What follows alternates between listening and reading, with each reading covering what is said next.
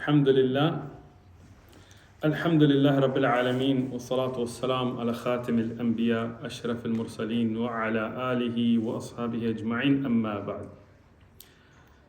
Today we will jump right into the bab which is part of the Salatul Jama'ah, yani the praying in congregation. This is the kitab of Salah in the book Zād al Mustaqni. Today's particular section is a very important one because we have a lot of people that fight and argue about this issue.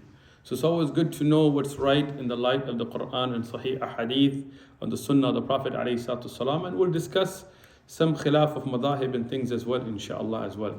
طيب الأولى بالإمام يعني من هو الأولى بإمامة الناس, يعني who is the best to lead the people in Salah.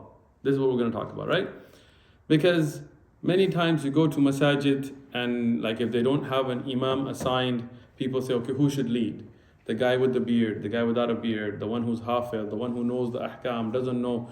We always have these arguments back and forth, and inshallah we'll make things clear, not going to pull any punches or anything like that, to be clear about what is our religion. Tayyib, who is the best? The muallif begins here with al-awla bil-imama al-aqra عالم الفقه الصلاة. أقرأ يعني the one who is best versed in the Quran with a shart that the muallif puts in there. What is the shart? That he is alim, he is a person who is knowledgeable in the fiqh of salah. Tayyib. First thing, there is khilaf of madahib on this issue. Yani you would assume that, as we know, most of you know the hadith of Rasulullah sallallahu alaihi wasallam, the hadith of Ibn Mas'ud, Abi Mas'ud, not Ibn Mas'ud, Abu Mas'ud radiyallahu anhu. This is the hadith marfu'an from Rasulullah sallallahu alaihi wasallam, where he said, the one who knows aqra'akum, yani the one who has the most knowledge of the kitab, this is the one that should lead, right? But the ulama of Islam, they don't just base everything on one hadith, right? So Imam al-Nawawi, and the hadith of Abu Mas'ud is in the Sahih of Imam Muslim. In the sharh, in the explanation of Sahih Muslim, al-Nawawi, he says, قال مالك والشافعي, that Imam Malik and al-Shafi'i وأصحابهما and their ashab, meaning their madahib. What did they say? Al-afqa muqaddam ala al-aqra. He says the one who has more fiqh is given precedence over the one who knows more Quran or understands the Quran. We'll talk about what does mean aqra. We'll get into that inshallah. Tayyib. So first, understand something. There is the qawl of the Imam himself, and then there is the mu'tamad, the relied upon opinions of their madahib. Right?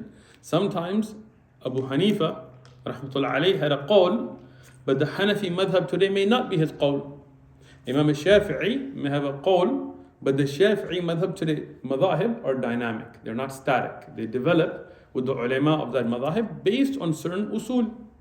I know that sounds funny because people assume, okay, Imam Malik said it and that's the Maliki madhab. No, yani you have al-Mudawwana, and you have al-Tamheed and al-Istizkar and al-Baji and al-Shuruh and al-Kafi and so many other books that developed the madhab even after the time of Malik, for example. But here al-Nawawi saying that Imam Malik and al-Shafi'i and their ashab, yani the ulama of their madhab's qawl is, if somebody is more knowledgeable in fiqh, they should be put ahead of the one who knows more Quran. This is their madhab. On the other of it, as Ibn Qudama mentioned in Al-Mughni, that Imam Ahmad wa ashabi, yani the Hanabila, and Abu Hanifa, Imam Abu Hanifa and his ashab, they took the opinion, no, the one who knows the Quran the best, he should be put forward in leading salah over the one who's a faqih. Tayyib. The hadith of Abu Mas'ud, it is very clear. Here Rasulullah sallallahu alaihi wasallam gives taqdeem, yani to give preference to the one, aqra'ahum, yani the one who is best versed in al-Kitabillah, in the book of Allah. And then he says that if they are siwa, if they are equal in that, then a'lamahum bis sunnah, then the one who knows the sunnah the best. طيب. And then if they are siwa in that, then the one who did hijrah first, and then if they are equal in that, then silman, yani whoever entered Islam first. This hadith is in Sahih Muslim, no doubt to its authenticity, and it sets an order of precedence. So why did Malik and Shafi'i go against the zahir of this hadith? And their madhahib, it's not just Malik and Shafi'i, yani thousands of ulama that went through their madhab. Because they said that who was this being addressed to? This is the Sahaba of Rasulullah sallallahu alaihi wasallam. And the Sahaba, they were afqa an-nas, they were the most knowledgeable of people, yani in that time period, and then after that time period we go back to them. So meaning that was already a prereq given. So amongst them the discussion was there. Tayyib. But the Hanabila and the Hanafiya, they stuck to the wording of the hadith. And they said, no, the wording of the hadith sets a precedence, and the hukm that Rasulullah sallallahu alaihi wasallam gives is not just for that time. Yani when Rasulullah sallallahu alaihi wasallam gives a hukm that is particular to a time and place, then there is an indication. If not, then we take that as a guidance till the day of judgment. So we don't read into the hadith that which we don't find in the hadith. So they took to the zahir, the apparent of the hadith, and they said that means the one who is best versed in the Quran. But in a clear indication that is having understood that they understand the fiqh of salah, they added in the mutun of their kutub of fiqh, they said al-alim fil fiqh salah, yani that given the prereq that the person is knowledgeable in the fiqh of salah. Tayyib. If somebody is really good at Quran, yani they have a beautiful voice, and we'll talk about what is this discussing beautiful voice and recitation, or are we talking about meaning? We'll talk about that inshallah. But let's give an example. Let's say somebody is a really beautiful reciter of Quran, he knows the ahkam, he knows the i'rab, he knows all of that, but doesn't know the fiqh of salah. And he gets up and he leads salah, and he makes a mistake that invalidates his salah and everybody behind him. And that happened. I mean, it sounds far-fetched, but it happens all the time. Many a times I've been in masajid and it's happened. What happens now? That now not only is the salah taken down in status or reward, no, salah is batila. I mean, and that person is responsible for everybody's salah behind them. And whoever put them in place is responsible, because that was their responsibility to put somebody that is knowledgeable. Today we get somebody who may not even know the ahkam of tajweed or makharij or i'rab or the meaning or wuquf or any of that, but they have a nice voice. Like maybe they're singers, na'udhu billah. They're literally singers, but they can recite in a way that's nice. People put them forward. No, mashallah, he sounds so nice, it makes me emotional. No. Salah is not a concert, right? So first and foremost, a shart, a prerequisite to anybody being put forward to lead salah is they should know the fiqh of salah. If you don't know the fiqh of salah, how to make sujood sahu, what situations do you make sujood sahu after taslim, when before taslim, what are the arkan of salah, what do you do if you miss a rukn, what do you do if you miss a wajib, what do you do if you forget, what if you're not sure? If you don't know that fiqh, don't be leading salah. And don't be putting somebody like that in front to lead salah, because they will invalidate their own salah and everybody behind them. So having said, okay, if somebody knows those, and it should be inshallah basics, although unfortunately in the ummah today it's not common to even know those. If you know those, now we get into the issue of assuming that the people who are candidates for us to put forward know those basics. Now who is better? No doubt the Hanabila and their way is to stick to the hadith and stick to the wordings of the hadith and stick to the way of the sunnah. And what we find clearly in the hadith is to put forward the one who is best versed in the Quran. In the shuruh, in the explanations of Zād, there is a very important mas'ala given, that is this is al-awliya bil-tartib wa hiya ala sabil al-istihbab la taqdim al-ishrat aw bi-wujub. This is a discussion on who should be put forward in what is mustahab, what is preferred. Not that this is a shart or obligation. Right? Why is that important? I was in another country, I won't mention the name. No, really, I won't mention the name. And I went for salah in the masjid. And this masjid, mashallah, they have muftis and qurra and ulama and hafaz. So we went there, the imam, who was mufti, He wasn't there. And we waited, and the people, I was just one of the people, there's tons of people there, masjid was full. After a while, after 10-15 minutes of him not being there or something like that, the people took one of his students, one of his very good students, who was somebody who had memorized the Quran, he was a qari and he was a talib ilm and all of that. They told him, okay, you lead the salah. So he went and he started the salah. Now we were making salah, it's Isha, it's loud salah. We're making salah, and that mufti comes in. He comes in, and what happens is, he starts his own jama'ah in the same masjid right behind us. So suddenly we're listening to the imam and we start hearing another recitation. And he's doing it loud. And now people coming late start to join his jama'ah. They hit that first, he's in the back. So now you have people in the front, Allahu Akbar, going into ruku', and now this imam is still standing. He says Allahu Akbar, and people are getting confused whether he should be in ruku' or getting up in sujood. Like, what? Right when taslim, we made salam, many of the people, and myself included, we got up, we're like, what were you doing? And that mufti, he was like, no, I am awla, I am better than him, I'm more knowledgeable than him, so my salah behind him doesn't count. So I cannot make salah behind him. Now this is a mufti, right, quote unquote, right? So I, being the troublemaker that I am, I told him, Mufti Sahib, out of all due respect and all of that, and it was a different language, right? I told him, where did you get this usul that somebody who is lower in status, and I'll give you that you're higher. I'm not going to argue that point. It's okay, you're alim al-dunya, whatever, right? Well, where did you get this mas'ala? He said, what do you mean? Who used to lead in the time of Rasulullah sallallahu alaihi wasallam? Rasulullah sallallahu alaihi wasallam did. Who used to lead after Sahaba? The best of them, right? I told him, okay, what about the time when Abdurrahman bin Auf radiyallahu was leading and the Prophet sallallahu alaihi wasallam prayed behind him? Who's better? Abdurrahman bin Auf or Rasulullah sallallahu alaihi wasallam? Or when Rasulullah sallallahu alaihi wasallam came and joined behind Abu Bakr radiyallahu, even though Abu Bakr radiyallahu backed up, but Rasulullah joined behind him, right? And wanted him to continue.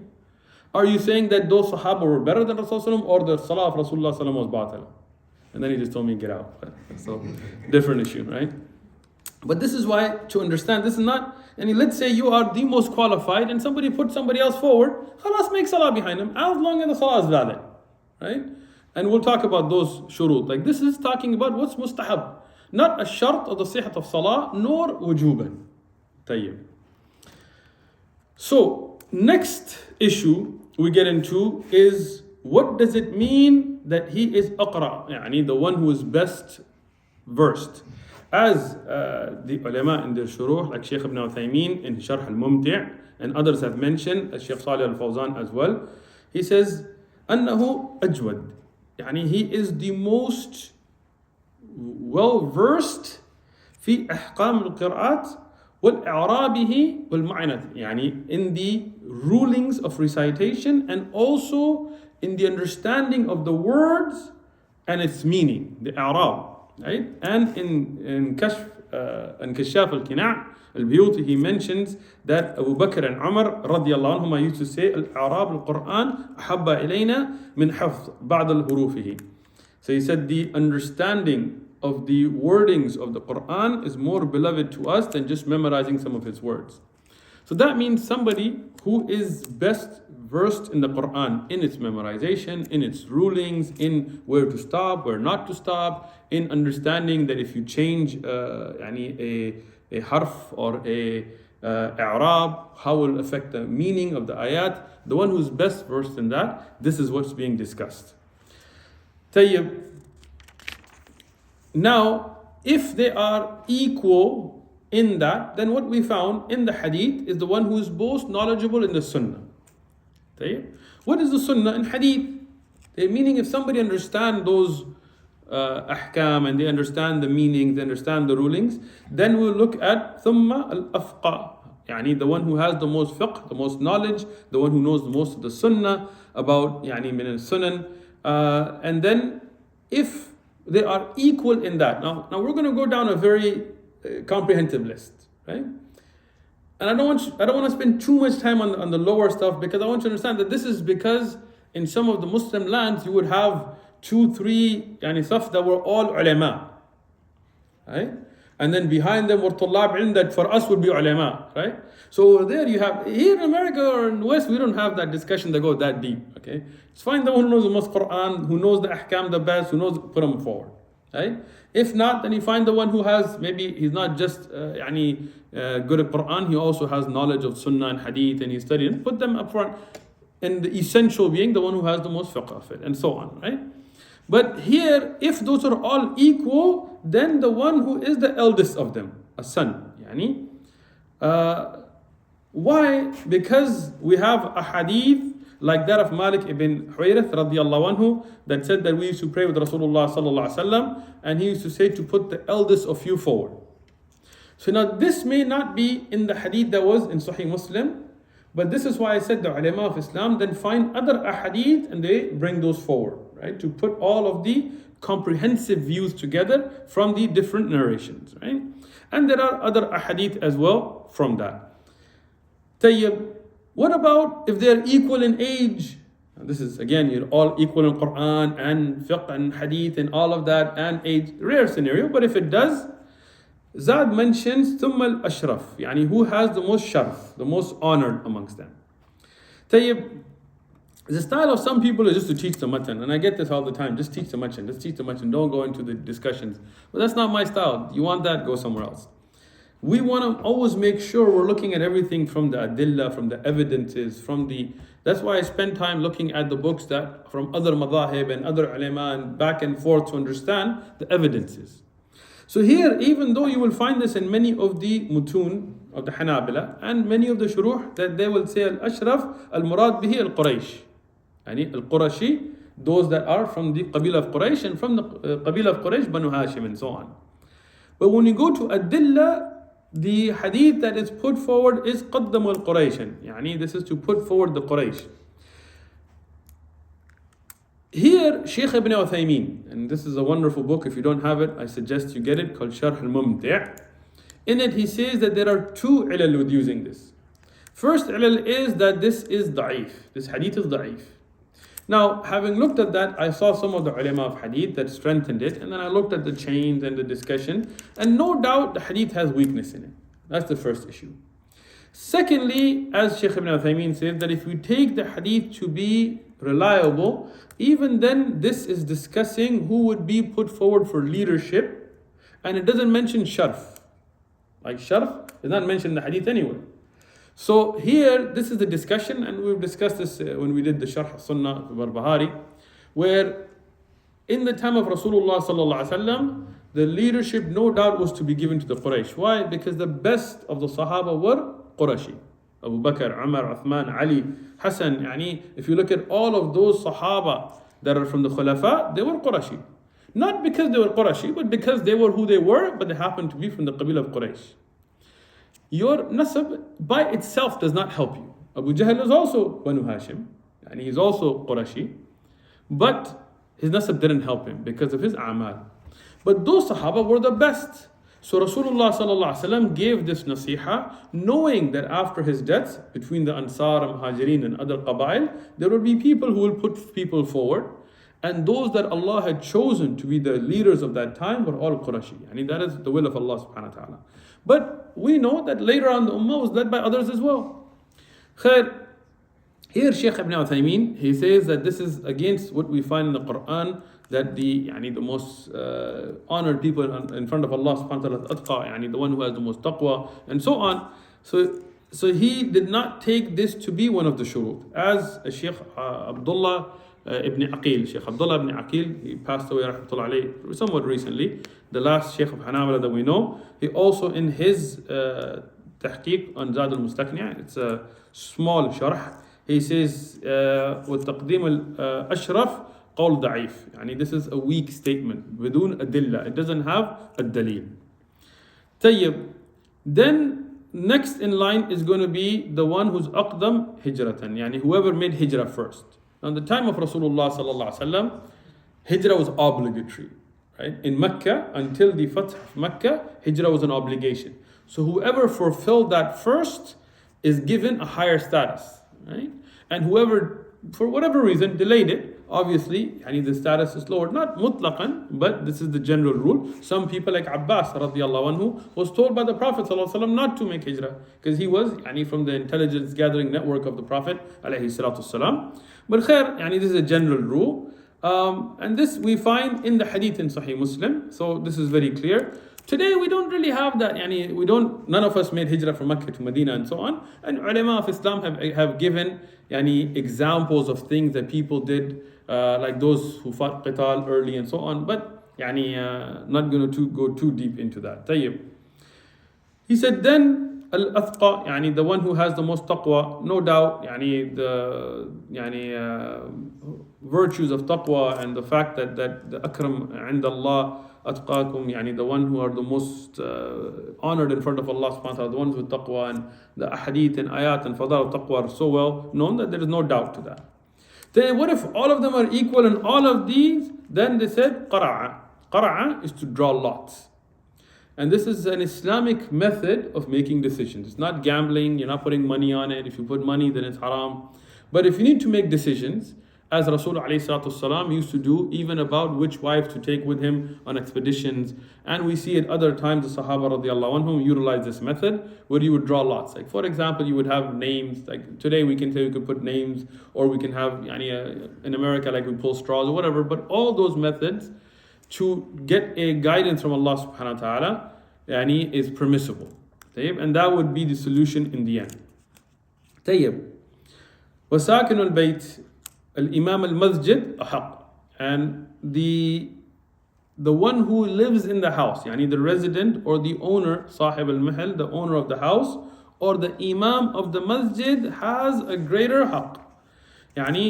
This is a very important masala.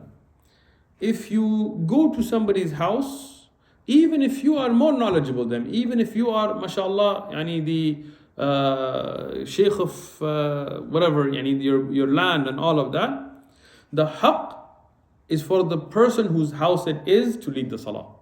You're going into somebody else's dominion, somebody else's, what Allah has made them the amir of. Right? Now, they can allow you or ask you or give up that right and ask you to lead, as has been done by the Prophet ﷺ when he went to visit the Sahaba radiallahu anhu in Sahih Ahadith and so on. But this is something that because sometimes you see somebody go to somebody else's house and then immediately they just kind of push everybody aside, and you're like, this is somebody, Allah subhanahu wa ta'ala put them in authority here. Now if they ask you, sure, no problem with that, right? But we should understand whose haqq it is. Tayyib?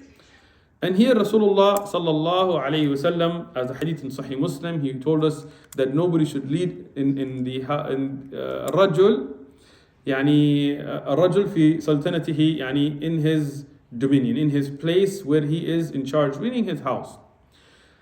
Just on a side note, as in the longer version of the hadith also mentioned, not to sit in the honored places of a person in their place without their permission. Right? Meaning, what would happen in the time of Rasulullah sallallahu alaihi wasallam? The father or the head of the household would have a particular place they would sit. Right? And children and others would not go sit in that place. When they came to sit for dinner or to talk, they would sit in that place. That was their honored place. And then if you go into somebody's house and you're like, nah man, I'm the boss out here, and you sit in their place, this is disrespect. And Rasulullah ﷺ, he forbid us from doing that. But this is a side mas'ala, but because the longer wording of the hadith includes it as well. Tayyib. So now in the Mu'allaf continues and he says, also this is also for a place where there is a sultan or an imam that has been assigned, right? Meaning that if there is a khalifa, then the haqq is of the khalifa to lead, right? Meaning if there is a leader of the Muslims, then the right is that he is the one that gives the khutbah. He is the one that leads the Eid Salah. He is the one that leads, for example, in the time of the Khulafa, and then after them as well, the leaders of the Ummah would be the one that would lead the Salah in Masjid al-Nabawi. Right? Because that was the center of Khilafah at that time. When the Khilafah moved to Baghdad, in the central masjid, the Khalifa would lead. Harun al-Rashid and so on would lead. And alhamdulillah that they were knowledgeable enough that they could give khutbah and lead salah and so on. Some of our leaders, may Allah protect us. Right? So there, it was their haqq. Now they could assign as Harun al-Rashid and others did, somebody else to lead occasionally. They could tell some imam, you lead. But this is to show an authority. Now, no doubt there were people more knowledgeable than them under their khilafah. Right? But that doesn't mean that you take away the right of the one who has been given that authority. Right? Tayyib. Now, if all of that is the same and so on, then al-hur, the one who is free from, in opposition to the one who is enslaved. Right? And this is something, for example, in our time, we look at prisons. Right? Sometimes I used to go give khutbah in a prison, and many of the prisoners there were more qualified than me, and I would tell them lead. But they would tell us no, because prisoners have their own rules. Right? The prison guards sometimes don't let them do this, don't let them move this way, don't let them go close to a certain door. So because of those restrictions, the one who is free from those restrictions has more haqq. Tayyib? Hadir, and hadir here does not mean present. It is the ones who are the city dwellers. And that doesn't make sense to us. Like, why city dwellers? Why not the Bedouin, right? But you have to understand historical context, right? The ulama and tullab and the people of knowledge were in cities. Most of the Bedouins in the past were illiterate, they were rough people, they were not knowledgeable in fiqh and hadith and things like this.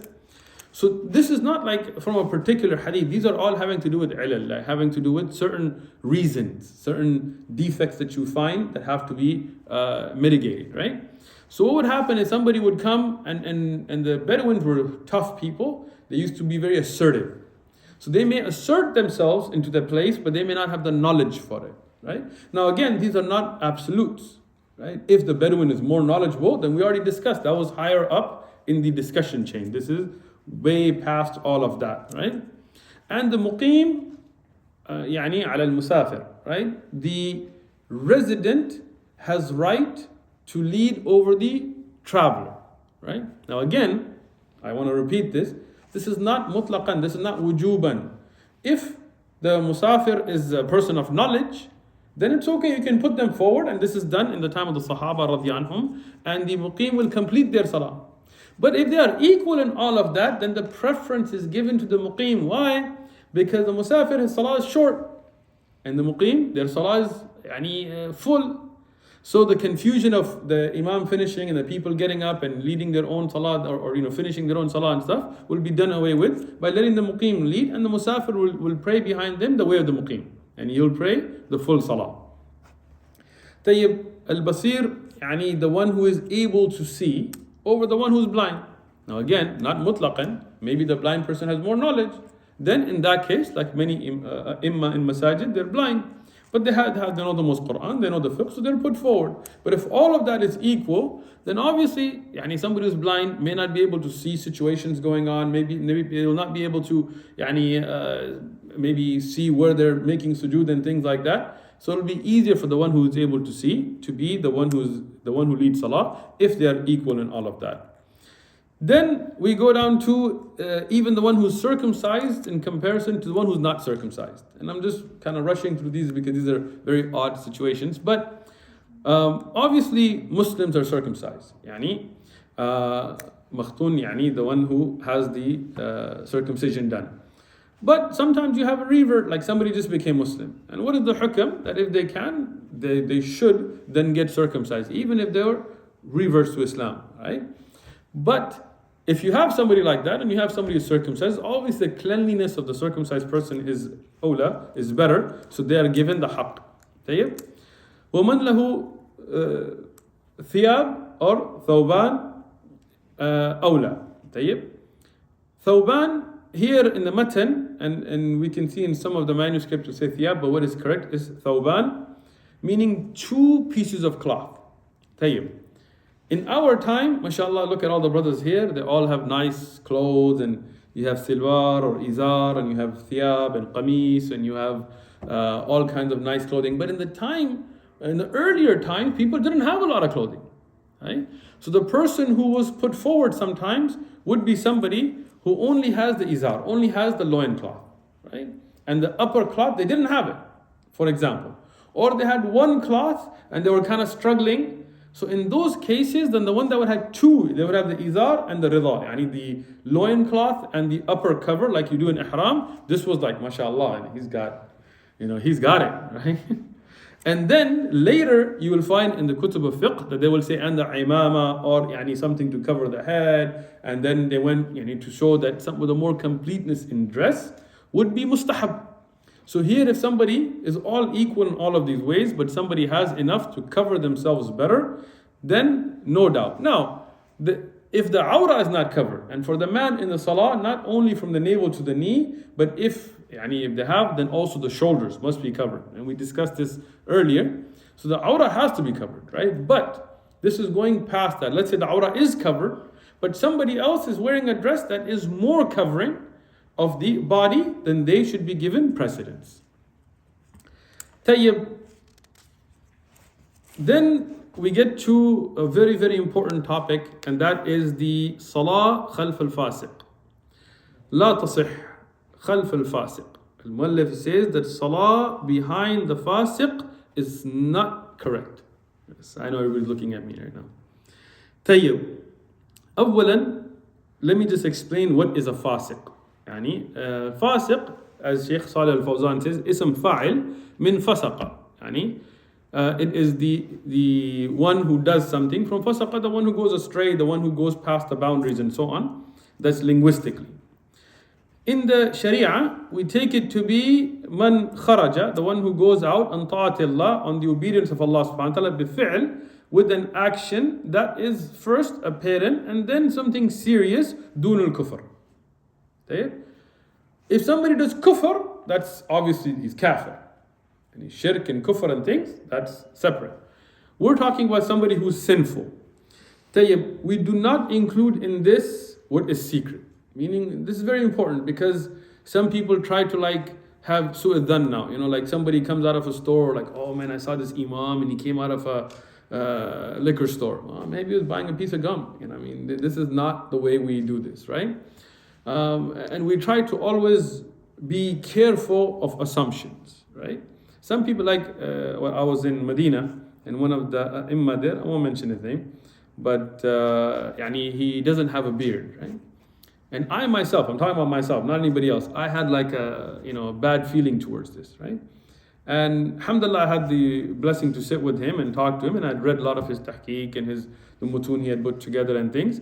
And in the conversation, he brought this up, and alhamdulillah, he made clear, he says, no, I say the whoever shaves is fasiq. He goes, but I have a skin condition. And I talked to many of his students, and it's true. So we should always be careful of not being overly eager to throw that label on somebody, right? If somebody has a sin that's between them and Allah, this is not our responsibility. If somebody made a sin and made tawbah, no doubt that they're not considered fusaq anymore. If they did tawbah, this is between them and Allah subhanahu wa ta'ala. But if somebody is a fasiq openly, for example, somebody makes zina, openly, a'udhu billah, and then somebody wants them to lead salah, as strange as that may sound, there are people who do unfortunately worse things than zina, عمل of قوم لوط بالظلم بالجبر and so on, and then they're muftis and stuff, people have them shaykh this and that, leading salah, knowing these things, na'udhu billah, but khair, what is the madhab of the Hanabila is that salah behind that person is not correct. And there's khilaf al-madhahib on this issue, but I'm just giving you first this, right? And there is a hadith on this that لا يؤمن الفاجر المؤمن. But this hadith is da'if. Ibn Majah has this hadith. Abdullah al-Adawi is in the narration, and his teacher and many of the other asanid all have weaknesses in it. But ulama have not just relied upon this hadith. They have put forward other ahadith to show that this is not something that is correct. No doubt the imam is a role model. It is an ayr, somebody that is a leader, right? And if somebody is an open fasiq, then this is not somebody that you put forward to be a role model, right? Somebody who, for example, has no excuse, like there is no issue, and they shave the beard. Right? I know people are going to ask this question, so I'm just going to address it now, right? No doubt that this is somebody who should not be put forward to lead salah, even if they are, mashallah, excellent Quran. Shaykh Abdul ibn Baz was asked, if somebody knows enough Quran to lead salah, and they know the basic ahkam, and they have the beard, and somebody else knows more than them but they shave, who should be put forward? Shaykh Ibn Baz said the one who knows enough to lead salah and has the beard, right? Having said that, that doesn't mean that this is mutlaqan. Like I said, some people may have an excuse, some people may have a situation which was like the skin condition we mentioned, or some other reasoning, right? Somebody could be under a zalim, some ruler could be a zalim and things like this. But if somebody doesn't have any of those situations and they make isbal al-thawb, they make isbal, their pants go below their ankle, not to their ankle, up to that, but below their ankle, right? And they have no excuse, like it's not like they have some kind of defect or some kind of frozen weather issue or something, no. Then no doubt this is fisq, this is open fisq, and there's hadith about salah behind the musbil of the izar, and so on, not being accepted. I'm not going to get into whether the salah is accepted or not, because it's a very long debate, and even within the madhab there is discussions and so on. But we will say this, as the ulama have mentioned, the exceptions will no doubt be things like Jum'ah and Eid under a khilafah. Meaning that if there is a khilafah or there is an Islamic government, even if it's not a full-blown like 100% Sharia khilafah, but there is a Muslim Amir and he assigned somebody to lead. As Muslims, we have to go pray behind the Imam then, because he's assigned, we should be united. And if that person is a fasiq, they do some kind of open sins, then we still pray behind them, right? Because of the division and the disunity that would come in the ummah from not praying behind them. Okay?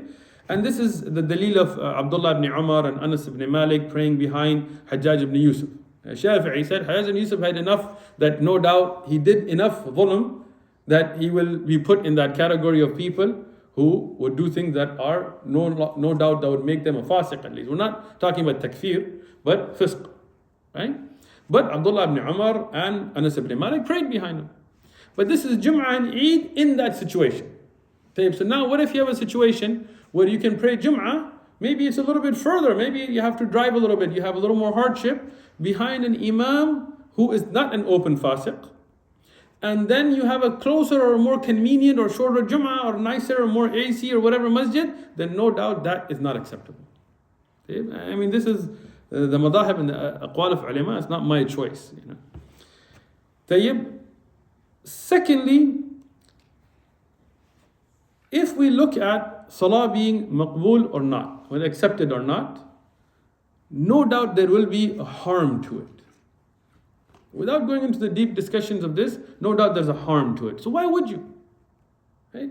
First thing, why would masajid put forward somebody to lead salah when that's their thing? That's all they do. It's not like they're out there interviewing for doctor positions and doing this, right? Or whatever else, right? Why would you put somebody who makes isbal or shaves the beard or drinks alcohol or anything else that's sinful? All of those open sinful behaviors. Everybody has sins. We don't say we have to get ma'soom, somebody with no sin to lead salah. No, everybody will have sins. But sins between you and Allah are between you and Allah. But if somebody's out there drinking alcohol or selling alcohol, I've seen this myself, a person who owns a liquor store selling alcohol and then coming and leading salah, what's going on here? Why? These are things that are not acceptable.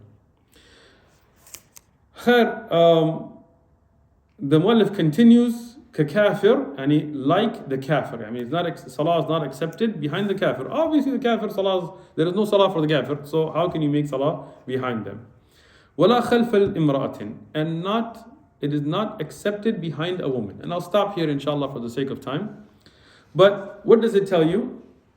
That salah behind a woman, of a man praying behind a woman, is not acceptable. This is madhab Hanabila. And I'm making this clear because some of the people of their desires, people who want to sell the religion today, they will try to find shadh and nadir opinions and try to put forward something that's not correct.